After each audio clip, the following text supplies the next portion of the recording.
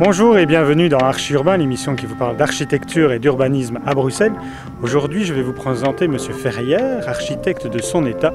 On va voir avec lui qu'est-ce qu'il pense de Bruxelles et que fait-il pour Bruxelles au niveau de son architecture. Eh bien, bonjour Jean-Philippe. Mais bonjour Emma. Ça va bien? Bah, tu vois bien. On est ici, rue Charles de Thienne. Oui. Alors j'ai eu beaucoup de mal à trouver cette avenue, parce que c'est une avenue qui est en fait une toute petite rue avec un cul-de-sac. Et on est au fond du cul-de-sac où tu as construit une maison en bois et en briques. Oui, c'est une construction mixte. Il y a toute une partie bloc principal, si tu veux, Oui. traditionnel, et tous des éléments rajoutés dans les failles en creux. Ça, c'est de la construction en bois. Voilà. J'ai remarqué aussi, juste au-dessus de nous, je vais remonter légèrement, voilà. Il y a un petit cube, une fenêtre comme ça qui sort, et dans le jardin on a la même chose. Elle va du devant à l'arrière. Non, parce qu'elles sont en plus à deux niveaux différents. Oui. Simplement que pour des raisons urbanistiques, si tu veux, on y a un PPA ici, un plan particulier d'affectation du sol dans cette zone, qui imposait une grande rigueur au niveau des lignes de corniche. Les lignes de corniche devaient être continues, les façades devaient être alignées, ça devait être absolument des toitures à versant. C'est-à-dire que ça te conduisait à une architecture vraiment très rigide. Et il y avait moyen, avec tous des artifices, de recréer un peu plus de volume, si tu veux, dans ce bâtiment, en reconsidérant le principe du bow window, de la lucarne, et qui sont chaque fois à ce moment-là traduits autrement, qui ne sont plus en briques, mais qui sont en bois. Alors, la particularité de la maison, c'est différents logements dans un espace assez restreint. Il y a quoi? 3 appartements, un bureau, un studio, non, 4 appartements. Non. 3 suffiront. 3 appartements. 3, il y a des bureaux, il y a un petit studio et un autre logement, un triplex. Ah, un triplex, ok. Qui pourrait être... Mais qui donne sur le jardin, c'est un triplex maison en fait. Oui, c'est ça, voilà. Donc tout ça dans un bloc, mais qui ne fait pas bloc en fait. Parce que tu as réussi à retravailler en fait justement toute cette rigidité pour donner quelque chose de fluide et je trouve de très... comment est-ce qu'on pourrait dire, pour donner quelque chose qui ressemble un peu à un jeu, des petits cubes un peu partout. Oui, je te dis, hein, j'aime bien le bois et comme je te disais, c'est les souvenirs de mon enfance peut-être d'avoir joué avec des petits blocs de bois, avec les capes là, le mythe de la cabane dans les arbres, et ça rend aussi les choses plus, je dirais, plus légères, plus... une construction beaucoup plus alignée, si tu veux. Voilà. Et bien voilà à quoi tient l'architecture des petits jeux qu'on a fait quand on était petit. Bon, tu viens me montrer l'intérieur. Tu as les clés? Oui. Bon, allez, go.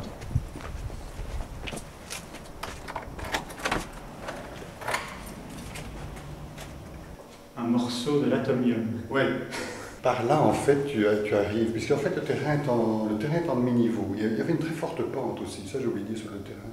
Ce qui fait que tu as à front de rue tous les accès, mais comme on se retrouve un étage, un niveau plus haut vers le jardin, la partie rez-de-chaussée à la rue est un studio, comme je te disais tantôt, qui a son accès distinct, là, qui est de ce côté-là, vers le garage. Et la partie triplex, si tu veux,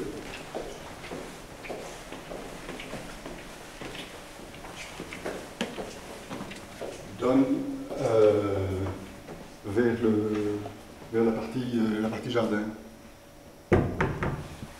Et aussi que j'aime beaucoup, quand je te parle des petits blocs, c'est l'aspect ludique d'une maison et de pouvoir modifier facilement des espaces. C'est pour ça que j'adore, si tu veux, ce système-ci, où tu regardes par là, par exemple, tu as une porte, c'est une porte de cage d'escalier, mais tu peux tout à fait la modifier, tu peux modifier l'espace, c'est-à-dire si tu veux rendre l'espace, l'escalier moins présent, ou plus présent, et de l'autre côté, à ce moment-là, par exemple, tu as une petite fenêtre intérieure qui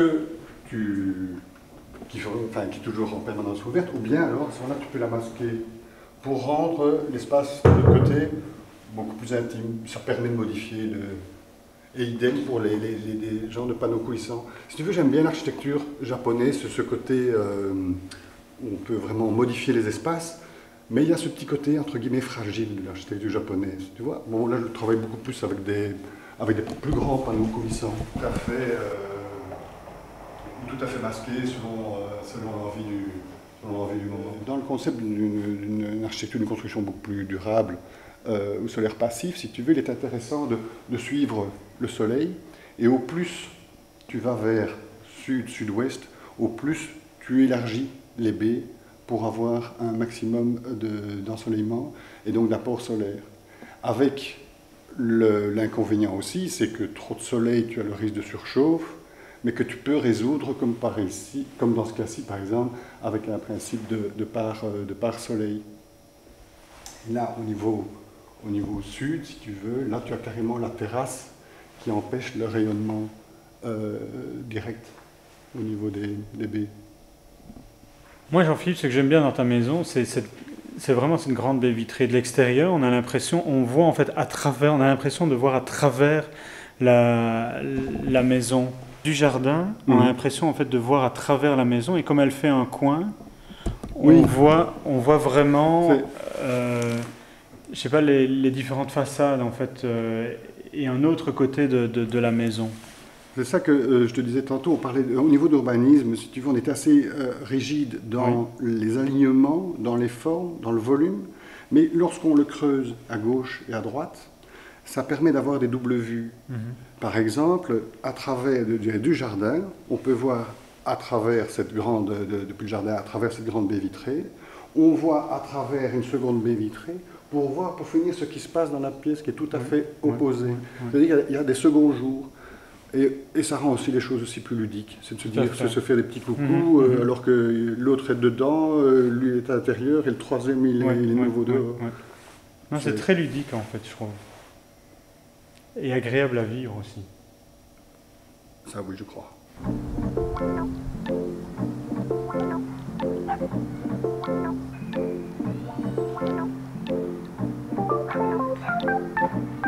La façade, Jean-Philippe, est composée de bois, de briques, mais également d'une autre matière, comme là, et c'est du zinc. C'est un bardage en zinc. Oui. Donc, ce qui est en dehors, c'est vraiment toujours des constructions en bois, qui une fois sont habillées de bois, d'Afzelia. C'est le même type de bois que les châssis.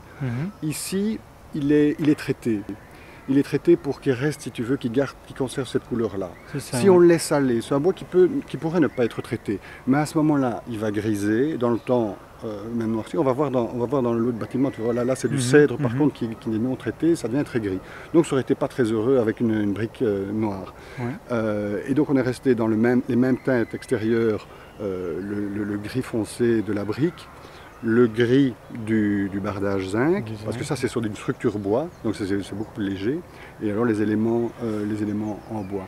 Et le zinc reprend le zinc de la toiture aussi, où on a voulu, je dirais, le dessin le plus parfait. Si tu veux, tu n'as pas de corniche qui dépasse, on a voulu essayer d'intégrer ce volume beaucoup plus austère, de manière très pure. D'accord. La petite... Là, si tu veux, moi j'appelle ça le poste de TV, parce qu'enfin c'est un peu une forme d'ancien poste de TV. Je trouve ça marrant parce que ça correspond à une chambre qui a à ce moment-là une petite banquette qui permet à la fois, comme dans les châteaux forts jadis, dans l'épaisseur du mur, dans un petit coin douillet, à se retrouver ce même esprit-là. C'est une chambre pour une fille qu'elle pourra penser à son prince fiancé. Et puis, je sais pas moi, Roméo en dessous. Hein, c'est ça. Moi j'ai quand même une question par rapport au bois. On va parler beaucoup bois aujourd'hui, mais moi je me dis, mais du bois en Belgique, dans 10 ans, il faut remplacer tout le bois avec toute la pluie. Ah ouais, bah alors en Suisse ils vont faire la même chose, au Canada ils vont faire la même chose, aux États-Unis ils vont faire la même chose. Donc j'ai tout faux. C'est pas que tu as tout faux. D'abord il ne faut pas prendre n'importe quel bois. Il y a vraiment des essences particulières qui supportent vraiment bien l'extérieur. Il y a des bois qui sont hors de prix, qui sont très résistants. Il faut aussi choisir son bois en fonction de bois qui sont plantés ou qui sont abattus. Hein. Le teck, tu dois quand même mettre ça entre parenthèses, parce que je n'aime pas trop le teck, parce que souvent il y a beaucoup de problèmes de déforestation à cause du teck. Mais par contre, tu prends l'Afzélia, le cèdre, le mélèze, ce sont des bois plantés qui sont impeccables, qui tiennent très bien à l'extérieur, sans entretien. Tu dois aussi, bon, il faut faire attention à des problèmes d'étanchéité et autres, mais bien mis en œuvre, quand tu as des détails, je dirais, performants, ton bois ne craint rien. Et tu as des tas d'exemples de construction dans des pays, tu vas me dire, où c'est moins humide peut-être, enfin plus froid mais moins humide, ça tient mieux le coup. Mais ici, en Belgique, tu sais sans problème construire en bois. Ok.